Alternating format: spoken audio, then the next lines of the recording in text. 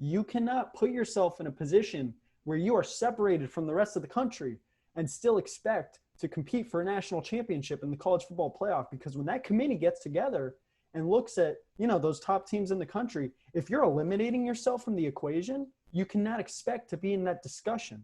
So while I understand the safety concerns, a lot of teams have still taken it upon themselves to play, and they've been able to do it safely.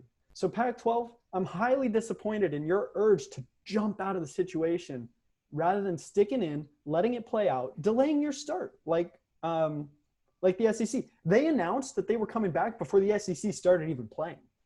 So imagine what would have happened if they just delayed the start. You heard the arguments that a lot of these players would be safer at their universities than they would at home. I'm glad that you're coming back, and I'm going to take it for what it's worth. But I want you to know, Pac-12, that I'm highly disappointed. Also, how very interesting that all of a sudden people are so quick to say that the Lakers had such an easy path to the finals. When rewind 2 weeks, they lost game 1 to the Portland Trailblazers, and everybody said, "Ooh, the Lakers are in trouble. This is the matchup that they didn't want. The Lakers are in trouble. Sound the alarms. The Lakers are in real trouble." And what did? They won 4 straight games. They've got, next round. They get the Houston Rockets. They lose game 1. Everybody again, sound the alarms. The Lakers are in trouble, and they win 4 straight games again. And now people are going to go back and say that this entire time, despite the fact they were, quote, in trouble, despite the fact that you wanted to sound the alarm for LeBron, that they had the easiest path, and now people are going to sit and tell the basketball world on the biggest stage, these media members, that the only team that could have taken down the Lakers blew a 3-1 lead to a 3-seed Denver Nuggets team.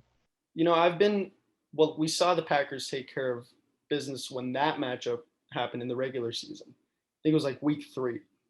Now, seeing the shortcomings of the New Orleans Saints in the playoffs these past 3 or 4 years, I've been arguing that Drew Brees, he hasn't looked the same. Injury aside, he just doesn't quite look the same. And, but even with the injury, he doesn't look the same. Well, obviously, if you break half the ribs in your body, yes. But so it's a significant drop-off. Yeah, absolutely. And so I said, maybe the Saints window is closed. And if they want a chance, this is definitely their last chance, because I tell you what, if Tom Brady's going to continue to play, he doesn't even have to be great. He just has to play good with those pieces that he has in Tampa Bay. I don't see the Saints pulling away in the division going forward like they did this year. If Tom Brady remains a Buccaneer for the next, I think he signed a 2-year deal, so he's got 1 more. I don't know how long he's going to be there, but I don't think the Saints dominate the Bucs next year like they did this year. So I think, this might be, with the seed that they have, their last really good opportunity to push for a Super Bowl. Right in the heart of one of America's greatest college towns, and just over the hill from the home of Sun Devil football, is Tempe Town Lake. But unknown to most, the lake plays host to one of Arizona State's best-kept secrets. Sun Devil Triathlon, one of Arizona State's younger programs. Born into Division I in just 2016, first-year assistant coach Nicole Welling has been there for it all. When we first started the program, it was not there was no program. So there was a grant available through USA Triathlon. And then I was able to meet with the athletic director, Ray, and ask, hey, can we actually apply for this grant and try to actually really have a program? And then from there, I started working with the department and we started building the program. And their early efforts have proved fruitful. In just 4 seasons of existence, the Sun Devils are 4-time national champions.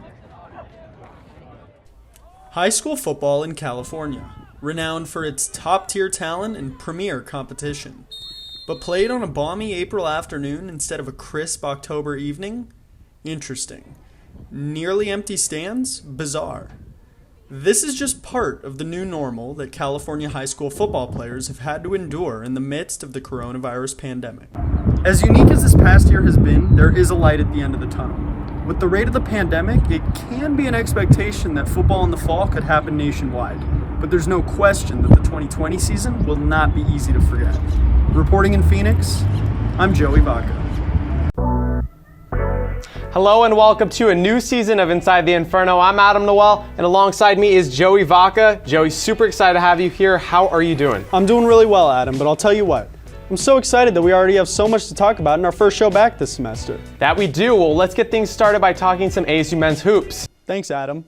In a game that looked so improbable, a former Sun Devil did the impossible. In the bottom of the 6th inning of Game 6 in the 2020 World Series, Los Angeles Dodgers catcher and ASU alumni Austin Barnes sent a ball to shallow center field for a single and the team's second hit of the game. Despite throwing 5 shutout innings, the hit got Tampa Bay Rays pitcher Blake Snell pulled. It started a rally that ultimately gave the Dodgers their 3-1 win and their first World Series title in 32 years. After a fairly quiet regular season, Barnes was a key contributor for the Dodgers, batting .320 in the postseason with a home run and 2 RBIs in the World Series. Barnes was one of 9 different Dodgers with a home run, a World Series record. And as he caught the final out of Game 6, Barnes became just the 10th Sun Devil to win it all. Welcome in to another edition of Inferno Intel Headlines. Joining us today is Ryan Blank. Thanks, Joey. We've got 2 great headlines, and the first one has to come from Tuesday night with the Brooklyn Nets and former star James Harden coming back to the state of Arizona to light it up against the Phoenix Suns. The Nets were without 2 of their big 3 stars in Kevin Durant and Kyrie Irving both out, but did not stop Harden from forcing the Suns to lose their big 24-point lead as he exploded for a 38-point double-double, putting up 38 points, 11 assists, and adding 7 rebounds. Of course, there's a big shot everyone's talking about, his step back, go-ahead 3 with under 30 seconds left. What else can you expect with Harden? He's going to do that step back regardless. You love to see pro Devils doing it in the league, and Harden doing it without KD and Kyrie. He's obviously more happy now than he was a couple months ago in Houston. For sure. Now we have to go to that second one. Okay. And it's got to be Matty Hackbarth and the Sun Devils, who are back in action and against Utah. They're off to a 6-0 start, and of course, the star catcher on her 5th year comes in, hits a moonshot over the left field wall, and of course, she's going to celebrate with that backflip, and wow. Looks like Fernando Tatis out there. I'll tell you what, in my opinion, a good bat flip might be better than a touchdown celebration. But you know what? Why don't you show us your best bat flip? Wow, you're really throwing me back to my baseball days here. I kind of want to see it.